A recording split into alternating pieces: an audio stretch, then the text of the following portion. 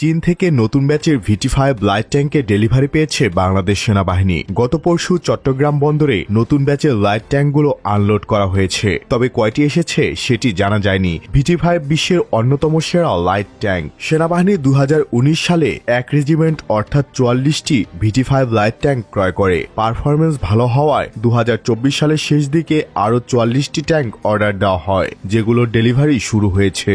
মূলত ডক্টর ইউনূসের চীন সফরে এই চুক্তি স্বাক্ষরিত হয়, আর এর মাত্র 1.5 বছরে ডেলিভারি শুরু করেছে চীন। এ নিয়ে বাংলাদেশের VT5 ট্যাঙ্ক হবে 88টি বা 2 রেজিমেন্ট।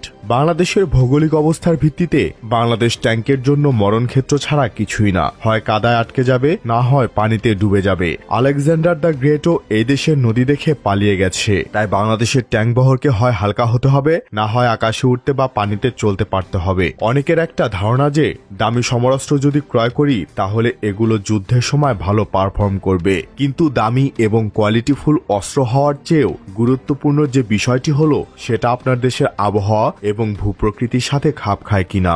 যেমন মধ্যপ্রাচ্যে ভালো পারফর্ম করা M16 রাইফেল ভিয়েতনাম যুদ্ধে জ্যাম হয়ে যায়, কারণ হচ্ছে ভিয়েতনামের বৃষ্টিময় ও কাদাযুক্ত ট্রপিক্যাল আবহাওয়া। বাংলাদেশ সেনাবাহিনীর সাধারণ প্রয়োজন মেটানো এবং ল্যান্ড অপারেশন পরিচালনার জন্য VT5 পারফেক্ট। এগুলো যেমন হালকা তেমনি গতিশীল। কাদামাটিতে চলাচলের পাশাপাশি সরু রাস্তাও দ্রুত চলাচল করতে পারবে। আবার ছোটখাটো আকৃতির হলেও ফায়ার পাওয়ারও বেশ ভালো। নরম মাটি আর পলিমাটি ছাড়াও এগুলো কক্সবাজার, সিলেট, ময়মনসিংহ, পঞ্চগড়ের মতো যেখানে ছোট পাহাড় বা টিলা রয়েছে সেখানেও ভালো পারফর্ম করবে।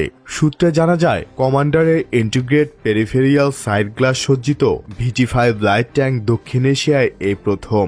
অত্যাধুনিক thermal imaging, laser range finder এবং ডিজিটাল ফায়ার কন্ট্রোল সিস্টেমের কারণে এটি দিনরাত যে কোনো সময় নির্ভুলভাবে আক্রমণ করতে পারে। এতে রয়েছে C4 ISR সিস্টেম, যা যুদ্ধের ময়দানে তথ্য আদান প্রদান এবং কমান্ডিং ব্যবস্থাকে অত্যন্ত আধুনিক করে তুলেছে।